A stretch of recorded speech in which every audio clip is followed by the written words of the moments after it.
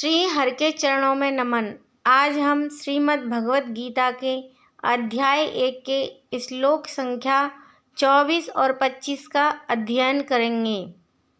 संजय उवाच एवमुक्तो ऋषिकेशो गुणाकेशेन भारत सैन्योरुभयोर् मध्ये स्थापयित्वा रथोत्तमं भीष्मद्रोण प्रमुखतः सर्वेषां च महीक्षिताम् उवाच पार्थ पश्यतान् समवेतान् कुरूणीति।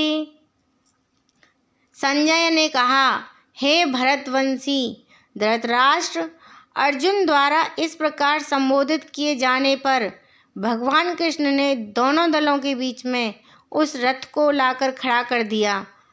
इस श्लोक में अर्जुन को गुणाकेश कहा गया है। गुणाकेश का अर्थ है नींद, और जो नींद को जीत लेता है वह गुणाकेश है। नींद का अर्थ अज्ञान भी है।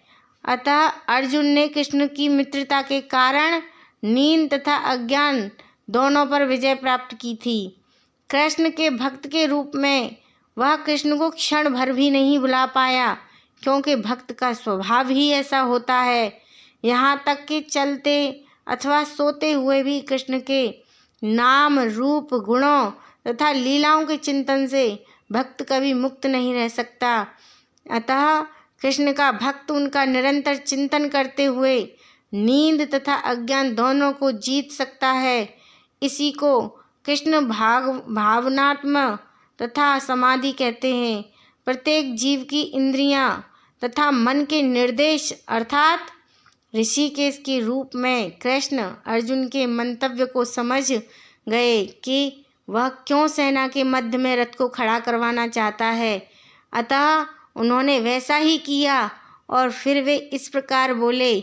भीष्म, द्रोण तथा विश्व भर के अन्य समस्त राजाओं के सामने भगवान ने कहा कि हे पार्थ, यहाँ पर एकत्र सारे कुरुओं को देखो। समस्त जीवों के परमात्मा स्वरूप भगवान कृष्ण यह जानते थे कि अर्जुन के मन में क्या बीत रहा है। इस प्रसंग में ऋषि के शब्द का प्रयोग सूचित करता है कि वे सब जानते थे।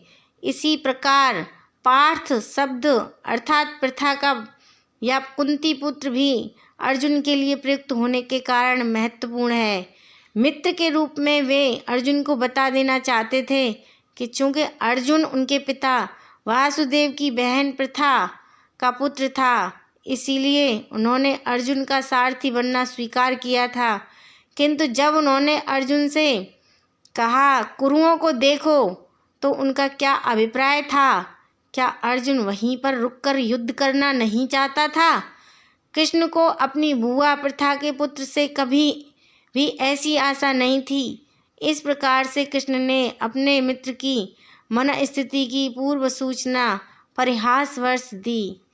हरे कृष्ण।